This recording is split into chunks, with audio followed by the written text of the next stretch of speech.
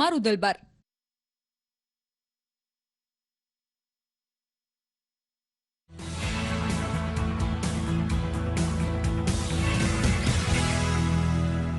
નમસ્કાર, health is wealth કાર્યક્રમમાં આપનું સ્વાગત છે. હું છું દીપા શર્મા. આપણે ઘણી વખત સાંભળ્યું છે કે પ્રથમ સુખ તે જાતે નર્યા, જેનો અર્થ છે કે તંદુરસ્તી અથવા સ્વસ્થતા એ માનવ જીવનનું મુખ્ય સુખ છે. તો એ તંદુરસ્તી મેળવવા પ્રાઇમરી પ્રિવેન્શન એકમાત્ર ઉપાય છે. એટલે કે રોગ થાય એ પહેલા જ તેનાથી કઈ રીતે બચી શકાય તે માટેના ઉપાય કરવા. તો આજે પ્રાઇમરી પ્રિવેન્શનની માહિતી મેળવવા આપણી સાથે જોડાયા છે ડોક્ટર સંજય ક્યાદા, જેઓ છેલ્લા 14 વર્ષથી જેતપુરની સંજીવની મલ્ટી સ્પેશિયાલિટી હોસ્પિટલમાં સેવા આપી રહ્યા છે. ડોક્ટર સંજય, આપનું ખૂબ ખૂબ સ્વાગત છે. ખૂબ ખૂબ આભાર આપનો. સર, મારો પહેલો સવાલ છે કે સ્વાસ્થ્યની વ્યાખ્યા આયુર્વેદ અને વેદ પ્રમાણે આખરે શું છે? સ્વાસ્થ્યની વ્યાખ્યા આયુર્વેદ અને વેદ પ્રમાણે ફક્ત ને ફક્ત શારીરિક તંદુરસ્તી નથી, પણ શારીરિકની સાથે માનસિક તંદુરસ્તી, સામાજિક તંદુરસ્તી, આધ્યાત્મિક તંદુરસ્તી, આ 4 પાયા ઉપર સ્વાસ્થ્યની વ્યાખ્યા આપણા આયુર્વેદમાં કરેલી છે. તો સર, તમે જે સ્વાસ્થ્યની વ્યાખ્યા અત્યારે આપી એ પ્રમાણે કેટલા ટકા લોકો અત્યારે આપણી આજુબાજુના જે લોકો છે, સમાજના કેટલા લોકો સ્વસ્થ છે, કેટલા અસ્વસ્થ છે, તેની વિશે પણ માહિતી આપજો. 85% લોકો આજે સમાજની અંદર અસ્વસ્થ છે, જેમાં માનસિક રોગોથી માણસો પીડાય છે.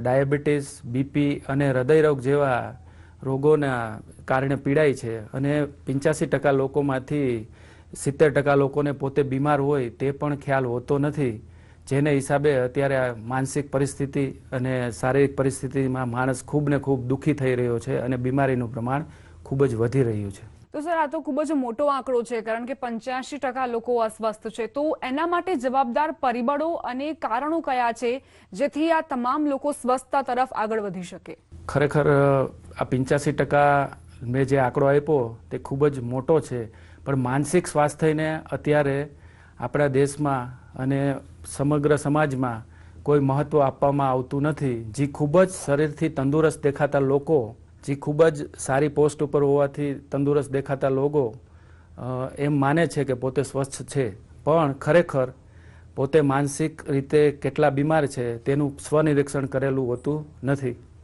જેથી આ આંકડો ખૂબ જ વધારે થઈ શકે છે. અને આના પરિબળો મેં જેમ કીધા એમ કે બેઠાડું જીવન, લાઈફસ્ટાઈલ, આપણી જીવનશૈલી, આપણા જીવનમાં આવતો ઘણો બધો સ્ટ્રેસ અને સામાજિક અને બીજા ઘણા બધા કારણોના હિસાબે 85% લોકો માનસિક બીમાર છે અત્યારે. તો સર, આપણે હવે એવો કયો રસ્તો શોધવો પડશે જેથી આ જે તમામ લોકો છે તે બીમારીથી સ્વસ્થતા તરફ આગળ વધે અને રોગમુક્ત જીવન જીવી શકે? આપણે જેમ તમે ટોપિકની શરૂઆત કરી કે prevention is better than cure, તો આપણે અત્યારે ફક્ત ને ફક્ત દવા અને દવાખાનાના આધારે કોઈ પણ લોકોને સ્વસ્થ કરી શકશું નહીં, કારણ કે આપણે જાણીએ છીએ અત્યારે ખૂબ જ મેડિકલ ફેસિલિટી વધી ગઈ છે, પણ લોકોનું આયુષ્ય પણ છેલ્લા 10-20 વર્ષમાં ખૂબ વધ્યું છે, પણ ખરેખર છેલ્લા જીવનના તબક્કામાં લોકો ખૂબ અને ખૂબ બીમાર રહે છે. અત્યારે માનસિક ડિપ્રેશન આપણે જોઈએ છીએ કે આપણા સમાજની અંદર નાની નાની ઉંમરે સુસાઇડ કરે છે, બાળકો સુસાઇડ કરે છે. તો આપણી ખરેખર માનસિક સ્વાસ્થ્ય આપણું ખૂબ જ બગડ્યું છે. આના ઉપર આપણે ખૂબ ને ખૂબ ફોકસ કરવું જરૂરી છે.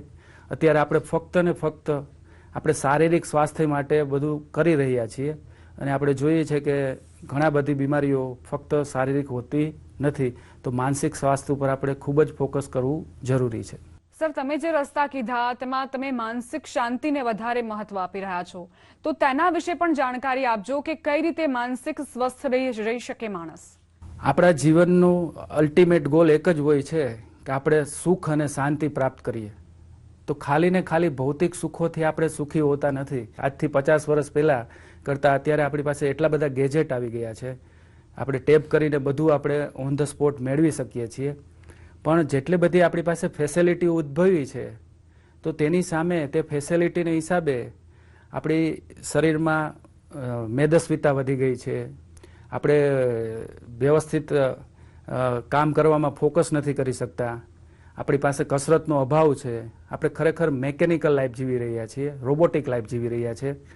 તો આ બધામાંથી આપણે બચવા માટે અને આ બધામાંથી રોગોમાંથી દૂર જવા માટે આપણું અસેસમેન્ટ કરવું પડશે, સ્વનિરીક્ષણ કરવું પડશે કે ખરેખર હું મનથી વધારે બીમાર છું કે શરીરથી વધારે બીમાર છું. આપણે ખરેખર બધા લોકો શરીર કરતાં મનથી વધારે બીમાર છીએ. અને આપણા આયુર્વેદમાં હજારો વર્ષ પહેલાં શાસ્ત્રોમાં લખેલું છે કે બધા રોગોનું મૂળ પ્રજ્ઞા અપરાધ છે. એટલે બધા રોગો મનથી જન્મે છે. આપણે જેવો મન આપણું છે તેવો જ આપણો સંસાર છે. જેવું આપણું મન છે તેવી જ આપણી શરીર ઉપર બધી અસરો થઈ રહી છે. કોઈ પણ વસ્તુ આપણા શરીરમાં બીમારી આવે તો તેના માટે આપણું મન ખૂબ અને ખૂબ જ જવાબદાર છે.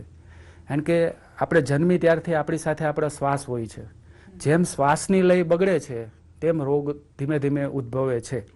અને શ્વાસની લય બગડવા પાછળનું કારણ આપણું મન જવાબદાર છે. કારણ કે મનમાં શાંતિ નથી હોતી તો એના હિસાબે આખા શરીરની અંદર આ બાયોકેમિકલ હોર્મોનલ ડિસબેલેન્સ ઉદ્ભવે છે, જેના હિસાબે આપણે ખૂબ ને ખૂબ બીમાર પડી રહ્યા છીએ. અને જેના હિસાબે આપણે ડાયાબિટીસ, બીપી, કેન્સર, હૃદયરોગ આવા ઘણા બધા બીમારીને આમંત્રણ આપી રહ્યા છીએ. સર, તમે પણ ઉલ્લેખ કર્યો ડાયાબિટીસ, હૃદયરોગ અને કેન્સરનું પ્રમાણ જે અત્યારે ખૂબ વધી રહ્યું છે. તેના થવા પાછળના કારણો અને તેના નિવારણ વિશે પણ માહિતી આપજો, જેથી તમામ દર્શકો માહિતગાર થઈ શકે કે કઈ રીતે તેઓ આ બીમારીઓથી બચી શકે છે. આપણે અત્યારે બીમારી કેટલી છે, એને કઈ રીતના આપણે ડાયગ્નોઝ કરી શકીએ, એ બધી વસ્તુ આપણને ખબર છે, પણ આપણે એને અમલમાં લાવતા નથી. આપણા સમાજમાં બીમાર કઈ રીતના ન પડવું એનો કોઈ કન્સેપ્ટ જ નથી. અને અત્યારના જમાનામાં આ ફાસ્ટ યુગમાં બીમાર પડવું ખૂબ જ મોટો ક્રાઇમ છે.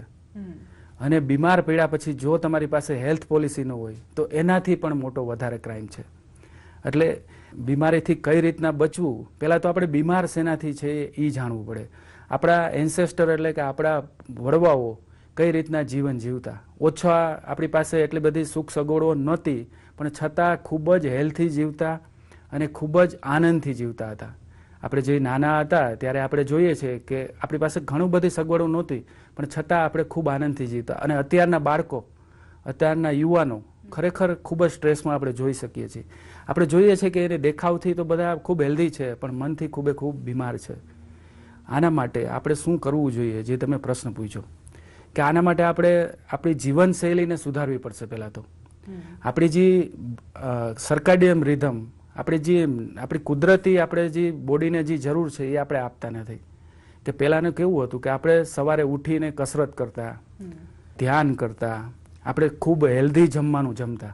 અત્યારે આપણો ખોરાક જ અનહેલ્ધી થઈ ગયો છે. પહેલાં આપણે ઘરનું બનાવેલું જમતા, અત્યારે આપણે બહારનું અને ફેક્ટરીનું બનાવેલું આરોગી છીએ.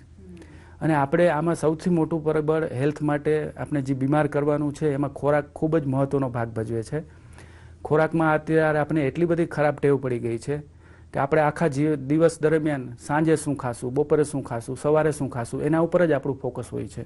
આખો જીવન દરમિયાન આપણે ખાવું એના ઉપર જ ફોકસ કરી છે. વધારે છે એટલે ખાઈ જવું, મફત મળે છે એટલે ખાઈ જવું, ફેંકી નથી દેવું પડે એટલે ખાઈ જવું. એટલે આપણે આને કચરા પેટી માનીએ છીએ, બહાર ફેંકવાને બદલે અંદર ફેંકીએ છીએ.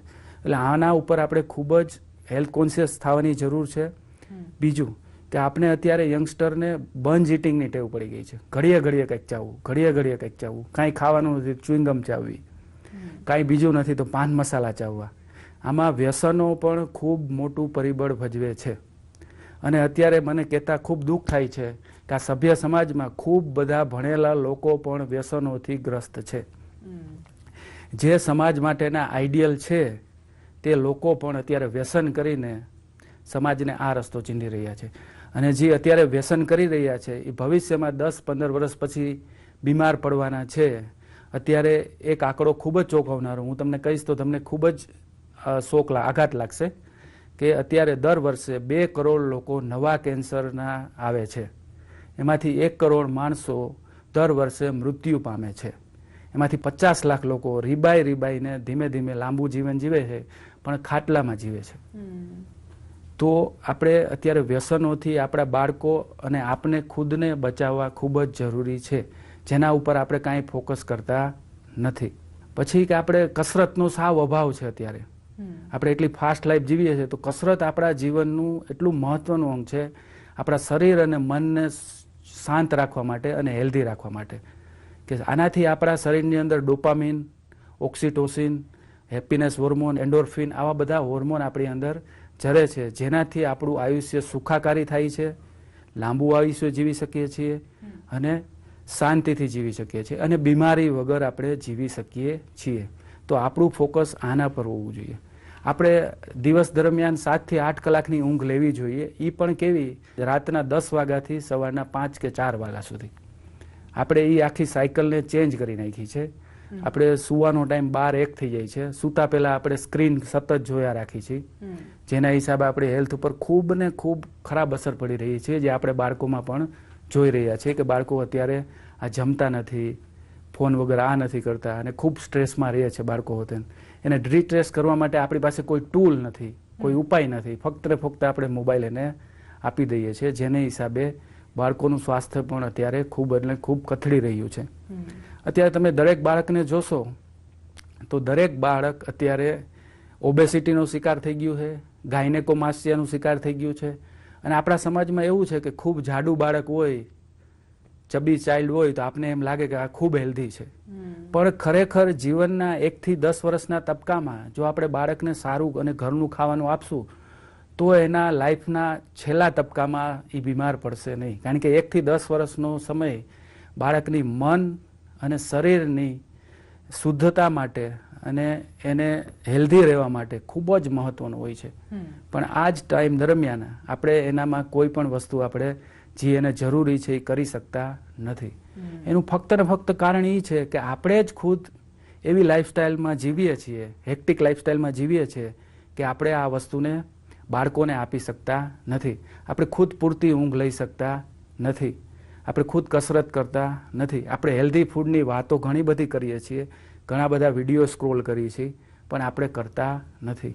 આપણે બધાને સલાહો તો ખૂબ ખૂબ આપીએ છીએ, હું પણ જે આજે તમને કહી રહ્યો છું, પણ ખરેખર આપણે જીવનમાં ઉતારીએ છીએ કે નહીં? અને આ સાંભળવાથી નહીં થાય, કારણ કે આપણે કાનના મોટા રસિયા છે, સાંભળવું આપણે ખૂબ જ ગમે છે, પણ આપણે ઇમ્પ્લિમેન્ટ કરતા નથી, એક્ઝિક્યુટ કરતા નથી. તો આજે મારો આ જ વિષય છે અને મારો ફેવરિટ વિષય છે કે માણસ બીમાર કઈ રીતના ન પડે, તનથી અને મનથી કઈ રીતના બીમાર ન પડે. તો આપણે એના ઉપર ફોકસ આપણે કરવાનું છે. અને આપણે ખરેખર દુઃખી મનથી છીએ તો આપણું મન ક્યાં આવેલું છે અને મનને આપણે કઈ રીતના આપણે કંટ્રોલ કરી શકીએ. આપણા WHOની ગાઈડલાઈન પ્રમાણે અત્યારે ધ્યાન કરવું ખૂબ જ જરૂરી છે. આ 10 વર્ષ પહેલાં WHOએ આના ઉપર ખૂબ ખૂબ રિસર્ચ કર્યા અને WHOએ જાહેર કરી દીધું છે કે હવે ધ્યાન વિશે રિસર્ચ કરવાની જરૂર નથી. ધ્યાન એ આપણા જીવનનો અતિ મહત્વનો અંગ છે અને એ ફરજિયાત છે, કરવું જ જોઈએ. અને દરેક રોગમાં મૂળમાં આપણું મન હોય છે. કોઈ પણ બીમારી જન્મે એ પહેલાં, અને આજે કોઈ રોગો રાતોરાત જન્મતા નથી. કોઈ પણ રોગને થવા માટે 20 થી 30 વર્ષનો સમયગાળો લાગે છે. આપણે જે સમજીએ છીએ કે અચાનક રોગ થાય છે તે બહુ મોટું મિથ છે, અર્ધ સત્ય છે. આ તમામ ચર્ચામાં એક પ્રશ્ન મને એ થઈ રહ્યો છે કે માનસિક એકાગ્રતા વધારવા માટે શું કરવું? કારણ કે ઘણી વખત આપણે જોયું છે કે બાળકોને જ્યારે ભોજન આપે વાલીઓ તો તેઓ ફોન વગર, મોબાઈલ ફોન વગર, ગેજેટ વગર ખાતા પણ નથી અને ભણવા પણ બેસે ત્યારે પણ સ્ક્રોલિંગ ચાલુ હોય છે. એટલે એ કઈ રીતે એકાગ્રતા વધારવી? ખૂબ સરસ સવાલ છે, કારણ કે બાળકો અને યુવાનો જ આપણા દેશનું ભવિષ્ય છે અને એમાં જ જો અત્યારે સુધાર કરશું તો એની 10 વર્ષ પછી એની ઇમ્પેક્ટ, એની અસરો આપણે દેખાશે. તો આના માટે તો સૌથી પહેલાં તો જે બાળકોને શીખવનાર છે, વાલીઓ છે, એણે પહેલાં સમજવું જોશે કે શરીર સ્વસ્થની સાથે મન સ્વસ્થ કેટલું હોવું જોઈએ. અને આપણે જે અત્યારે સમાજનું નિર્માણ કરવા જઈ રહ્યા એ સમાજ કેવો હોવો જોઈએ અને આપણી ભવિષ્યની પેઢી કઈ રીતના હેલ્ધી બને, કઈ રીતના એનામાં મોરલ વેલ્યુ વધે, જેથી નવા અને સારા સમાજનું નિર્માણ થઈ શકે અને જેથી બીમારીઓથી દૂર થઈ શકાય. તો આના માટે બાળકોમાં સારી આદતો, મતલબ ઘરનું જમવું, વાલી તેની સાથે બેસીને જમાડે, એમને કસરત કરતા શીખવાડે. બાળકો હંમેશા અનુકરણ કોનું કરે છે? એના માતા પિતાનું જ કરે છે. અને બાળકોનો સ્વભાવ 80% એના માતા પિતામાંથી જ આવે છે. તો એના માતા પિતા જો આવું સારું અનુકરણ કરશે તો એના બાળકો 100% સુધરશે અને એમાં ઘણો બધો સુધારાનો ચાન્સ રહેશે. આપણે કોઈ પણ ઇન્વેસ્ટમેન્ટ કર્યું હોય, અમદાવાદમાં કોઈ જગ્યા લીધી હોય કે આપણે શેર બજારમાં, માર્કેટમાં શેર લીધા હોય, તો આપણે કેટલું બધું એનું ધ્યાન રાખીએ, રોજે રોજ સ્ક્રોલ કરીએ, કેટલા વધ્યા, કેટલા ઘટ્યા. ખરેખર આપણે આત્મનિરીક્ષણ, જે આપણા બાળકોનું આપણે ઇન્વેસ્ટમેન્ટ કર્યું છે, આપણે બાળકને જન્મ આપ્યો છે ફ્યુચર માટે અને આપણી પેઢી માટે, એનું આપણે ક્યારેય સ્વનિરીક્ષણ કર્યું કે બાળક ખરેખર કઈ રસ્તે જઈ રહ્યું છે, જે તમારો પ્રશ્ન છે એ. તો એના માટે આપણે ખરેખર હેલ્થમાં ઇન્વેસ્ટમેન્ટ કરવું પડે એમ છે, અને હેલ્થના ઇન્વેસ્ટમેન્ટ માટે કસરત જરૂરી છે. તો આપણે ખબર બધી પડે છે તો આવું કેમ આપણે ઇમ્પ્લિમેન્ટ કરી નથી શકતા? તો આના માટે અંતર્મન આપણું જવાબદાર છે, સબકોન્શિયસ માઇન્ડ જવાબદાર છે. તો આપણે સબકોન્શિયસને ટ્રેન કરવું પડશે. આપણે ખબર બધી છે પણ થતું નથી. તો ખબર છે એ સુપરફિશિયલ મન છે, કોન્શિયસ મન છે, અને આ જે બિહેવિયર પેટર્ન છે એ સબકોન્શિયસ પાસે છે. તો આપણે સબકોન્શિયસને ટ્રેન કરવું પડશે, અને આની ટ્રેનિંગ માટે આપણે આનાપાન ધ્યાન એટલે શ્વાસનું ધ્યાન, આવતા જતા શ્વાસનું ધ્યાન કરીએ તો શ્વાસનો સીધો સંબંધ આપણા અંતર્મન પાસે છે. જે તમે કીધું કે બાળકોને આપણે કઈ રીતના ટ્રેન કરવા જોઈએ, તો બાળકો 8 વર્ષના થઈ જાય ત્યારથી એની સાથે ધ્યાન કરતાં આપણે શીખવું પડે, એની સાથે કસરત કરીએ, સારું ખોરાક લઈએ. અને ખરેખર આ જે ધ્યાન વસ્તુ છે આપણા જીવનમાં આપણે હંમેશા ધ્યાન શબ્દ બોલીએ છીએ, ધ્યાન રાખીને કરજો, ધ્યાન રાખીને જજો. તમારા ઘરેથી જ તમને કીધું હશે કે ધ્યાન રાખીને આ કરજો, ધ્યાન રાખીને આ કરજો. પણ ખરેખર ધ્યાન એટલે શું? કેટલા લોકોને આમાં ખબર છે? કેટલા લોકો ધ્યાન કરે છે? 10%થી ઓછા લોકો ધ્યાન કરે છે. ધ્યાનની વિધિ ઘણી બધી છે, પણ 10%થી ઓછા લોકો ધ્યાન કરે છે. આપણા શરીરનો રાજા કોણ છે? આપણું મન છે. જેમ તમે કહેશો તો આપણે મનને આપણે ટ્રેન કરવું પડે. આપણે અત્યારે ફોકસ કેના ઉપર કરીએ છીએ? આપણું બોડી, 6 પેક્સ, આ લુક, એના ઉપર ફોકસ કરીએ છીએ. એકચ્યુઅલી ઉંમર થતાં થતાં એમાં તો તકલીફ આવવાની જ છે. ઉંમર થતાં થતાં કોઈ બીમારી આવશે. જો આપણે મનથી આપણે સ્ટ્રોંગ હશું તો આપણે કોઈ પણ બીમારી અને કોઈ પણ આપણા સામે બનતા અચાનક આવતા કિસ્સાઓમાં આપણે ટેકલ કરી શકશું. આપણા જીવનમાં 4-5 ઘટના એવી બનવાની છે કે અચાનક કોઈ બીમારી આવી જશે, અચાનક આપણે જે ગમતો વ્યક્તિ છે એનો વિયોગ થઈ જશે, ન ગમતો વ્યક્તિ આપણી સાથે જોડાઈ જશે, વૃદ્ધાવસ્થા આવશે, કોઈ એવું કર્મનું ફળ આવશે. તો આપણે કઈ રીતના ટેકલ કરી શકશું? તો આપણી પાસે એવી કોઈ વેક્સિન હોવી જોઈએ, એવો કોઈ ટૂલ હોવો જોઈએ કે જેનાથી આપણે આ બધી બીમારીઓનો આપણે સામનો કરી શકીએ, આપણે મનના રોગોનો સામનો કરી શકીએ. આપણે અત્યારે 85% લોકો મનથી ગ્રસિત છીએ, અને મોટી વિડંબના એ છે કે આપણે આપણા મનના દુઃખો કોઈને કહી પણ નથી શકતા. તો આ કેટલી બધી મુશ્કેલી છે આપણા માટે. એટલે આના માટે પહેલાં તો શ્વાસ ઉપર આપણું ધ્યાન કરવું જોઈએ, જેને આનાપાન સતી ધ્યાન કહે છે અને જેને કોન્શિયસ મેડિટેશન કહે છે. અને એના પછીનો રસ્તો છે વિપસ્સના. વિપસ્સના ધ્યાન કરવાથી આપણે આપણા બિહેવિયર પેટર્નને એટલે કે આપણા સ્વભાવને બદલી શકીએ છીએ. આપણે એવું સાંભળતા આવ્યા છીએ કે માણસ મરે ત્યાં સુધી એનો સ્વભાવ બદલતો નથી, પણ ખરેખર આ ખોટી વાત છે. વિપસ્સના સાધના એવી છે અને બિલકુલ ધર્મવિહીન છે, એમાં કોઈ ધર્મને સ્થાન નથી. ફક્ત ને ફક્ત તમારા સ્વભાવને બદલી અને જીવન જીવવાની કળા શીખવાની ધ્યાન પદ્ધતિ છે. તો આના માટે અલ્ટિમેટ રસ્તો વિપસ્સના ધ્યાન અને આનાપાન સતી ધ્યાન છે. આનાપાન સતી ધ્યાન તો આપણે ઘરે પણ કરી શકીએ છીએ. સર, કઈ રીતે તણાવમાંથી બહાર આવવું? કારણ કે તણાવની સીધી અસર હૃદય પર થાય છે, અને ઘણા લોકોનું તો એ પણ માનવું છે કે કોરોના રસીના કારણે, કોવિડ રસી બાદ ઘણા લોકોને હૃદયરોગનું પ્રમાણ વધ્યું છે. તો તેમાં કેટલી તથ્યતા? ખરેખર આ સવાલ મારી વાઈફે પણ મને પૂછ્યો હતો કે વેક્સિન આપવાથી હૃદયરોગ વધી રહ્યા છે, અને આ સવાલ ઘણી વખત ઘણા માણસો પૂછી રહ્યા છે. પણ આપણે એક જાણીએ કે આ જે મોટી મહામારી કોરોના આવી એમાં કેટલું બધું માણસ જાતને નુકસાન થયું, કેટલા બધાના મન દુભાણા, કેટલું બધું આપણે આર્થિક નુકસાન થયું. હવે જો કોરોના રસી કોઈ પણ આપણે દવા લઈએ તો એની માઇનોર સાઇડ ઇફેક્ટ હોય જ છે, દવા ઉપર પણ લખેલું હોય છે. પણ આપણે દવા લઈએ છીએ શું કામ? કે એમાં મેક્સિમમ 99% આપને કોઈ પણ દવાથી ફાયદો થતો હોય છે, શારીરિક અને માનસિક ફાયદો. તો આપણે નાની મોટી સાઇડ ઇફેક્ટને અવગણી શકીએ. હવે જે આ કોરોના રસીથી હૃદયરોગના હુમલા વધ્યા છે એ ખૂબ મોટું અર્ધસત્ય છે. હૃદયરોગના હુમલા કોરોના પહેલાં પણ એટલા બધા હતા જ. એના આંકડામાં કોઈ જાજો ફરક નથી પડ્યો કોરોના પહેલાંનો કાળ ને કોરોના પછીના કાળમાં. ખરેખર જો કોરોના રસી ભારતમાં ન હોત તો આ જેટલી તબાહી થઈ છે એનાથી ખૂબ વધારે તબાહી થઈ હોત. અને સૌથી પહેલાં કોરોના વેક્સિન ડૉક્ટરોએ જ લીધી હતી, રાજકારણીઓએ જ લીધી હતી. જો ખરેખર એનાથી નુકસાન થતું હોત તો ડૉક્ટરો અને રાજકારણીઓ ખરેખર આ વસ્તુ લેત નહીં. કારણ કે અત્યારે આપણે હયાત છીએ, અને હું તો ડૉક્ટર તરીકે કહીશ કે કોરોનામાં અમે જે કામ કર્યું છે, જો વેક્સિન ન હોત કદાચ તો અમે હયાત પણ ન હોત. એટલે આ વેક્સિને જ અમને બચાવ્યા છે. એટલે વેક્સિન શોધનારને ખૂબ ખૂબ ધન્યવાદ છે. અને આ મિથમાંથી આપણે ખરેખર બહાર નીકળી જવાની જરૂર છે. આપણે 2024માં અત્યારે સારું કરી રહ્યા છીએ, નાની મોટી બીમારીથી આપણે થતી પણ નથી, એના બેનિફિટ વેક્સિન જ છે. પણ આપણે હંમેશા કાંઈ પણ વસ્તુમાં નેગેટિવ પહેલાં જોઈએ છીએ અને પોઝિટિવ સાઈડને કોઈ પણ જોતા નથી. આને કારણે આ મિથ છે. અને હૃદયરોગ નાના બાળકોમાં અને મોટામાં બાળકોમાં થાય છે, યંગસ્ટરમાં થાય છે. તો નાની ઉંમરમાં 25 વર્ષથી નીચેમાં જે સડન ડેથ થાય છે એનું કારણ કોઈ હૃદયનો હુમલો નથી હોતો, પણ કોઈ વાલ્વ્યુલર ડિઝીઝ હોય છે. હૃદયમાં નાની મોટી ખામી હોય છે જન્મજાત, એનું આપણે નિદાન નથી કરાવ્યું હોતું કોઈ દિવસ. એના હિસાબે જ્યારે એ ટાઈમ આવે ત્યારે અચાનક હૃદય બંધ થઈ જાય છે. અને અચાનક મૃત્યુ થવું અને હૃદયરોગ એ બંને, સડન કાર્ડિયાક ડેથ અને હૃદયરોગ બંને અલગ અલગ વસ્તુ છે. સડન કાર્ડિયાક ડેથમાં જે આપણે કંટ્રોલ કરતું હોય ઇલેક્ટ્રિક કરંટ હાર્ટને, તે જ બંધ થઈ જાય છે એને હિસાબે. એમાં એને હૃદયરોગને કોઈ લાગતું ઓળખતું નથી.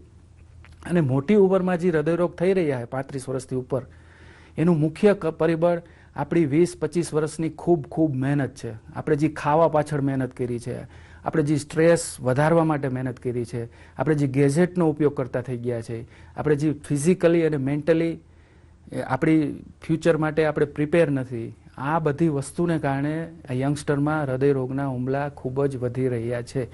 અને આપણે ત્યાં પ્રિવેન્શનનો કોઈ કન્સેપ્ટ જ નથી અને લોકો ડૉક્ટર પાસે જતા પણ નથી. જો ખરેખર હેલ્થ ચેકઅપ કરવામાં આવે, ભલે કોઈ કોસ્ટલી હેલ્થ ચેકઅપ ન કરી, કોઈ ફેન્સી હેલ્થ ચેકઅપ ન કરી, પણ હૃદયરોગને બચાવવા માટે અત્યારે city NGO, cardiac city score, આ જો આપણે કરીએ તો ખરેખર આને આપણે બચાવી શકીએ છીએ. કારણ કે અત્યારે હૃદયરોગ 25 થી 40 વર્ષના લોકોમાં થઈ રહ્યો જે બહુ જ આઘાતનું કારણ છે, બહુ જ મોટો આઘાત આપે છે અમને ડૉક્ટરોને પણ. અને શરીરમાં આપણે ખબર જ છે શું ન ખાવું જોઈએ, ક્યારે ખાવું જોઈએ, કેવી આરામ લેવો જોઈએ, ક્યારે આપણે બીમાર હોય, માનસિક બીમાર હોય તો ખરેખર આપણે હેલ્પ લેવી જોઈએ. પણ આપણે માનસિક બીમારમાં હેલ્પ લેતા જ નથી. કારણ કે આપણે આપણો અહમ એટલો બધો આડો નડે છે, આવે છે કે આપણે એને ક્યારે પણ ધ્યાનમાં લેતા જ નથી. સ્વસ્થતા તરફ અગ્રેસર થવા માટે તમે શું મેસેજ આપશો દર્શકોને? કારણ કે ઘણી બધી ચર્ચાઓ અમે કરી, અંતમાં એ જ છે કે માનસિક સ્વાસ્થ્ય ખૂબ જ જરૂરી છે શારીરિક સ્વાસ્થ્યની જેમ જ. ખરેખર દર્શક મિત્રોને મારે એટલું જ કહેવું છે કે જીવનમાં ફેરફાર કરવો ખૂબ જરૂરી છે. જેમ આપણે જીવનમાં નોકરીમાં ફેરફાર કરીએ છીએ, આપણે કપડામાં, આપણી લાઈફસ્ટાઈલમાં ફેરફાર કરીએ છીએ, એમ આપણી જીવનશૈલીમાં આપણે ખૂબ ફેરફાર કરવો જરૂરી છે. શરૂઆત આપણે સવારે વહેલા ઉઠવાથી કરવી જોઈએ, પછી કસરત કરવી જોઈએ, પછી હેલ્ધી નાસ્તો કરવો જોઈએ, દિવસમાં 2 થી 3 જ વખત જમવું જોઈએ, અને 2 ખોરાકની વચ્ચે આપણે 8 થી 10 કલાકનો ગેપ રાખવો જોઈએ. અને જ્યારે ડૉક્ટર કહેતા હોય તો ખરેખર એમાં કાંઈક ને કાંઈક તમારું ભલું છુપાયેલું હોય, એના માટે કહેતા હોય. આપણે એવું ઈચ્છીએ કે માણસો બીમાર જ ન પડે, દવાખાનાની જરૂર જ ન પડે. તો એના માટેનો અલ્ટિમેટ રસ્તો છે વિપસ્યના ધ્યાન. આ કરશો તો જીવનમાં ખૂબ ચમત્કાર પણ થશે. સર, આ મહત્વપૂર્ણ જાણકારી અમારા દર્શકો સુધી આપે પહોંચાડી તે માટે આપનો ખૂબ આભાર. દર્શક મિત્રો, આજે આપણે એ જાણ્યું કે કઈ રીતે માનસિક સ્વસ્થતા વધારી શકીએ છીએ અને સાથે રોગમુક્ત કઈ રીતે જીવી શકીએ છીએ. ફરી એક વખત મળીશું નવા વિષય સાથે. નમસ્કાર.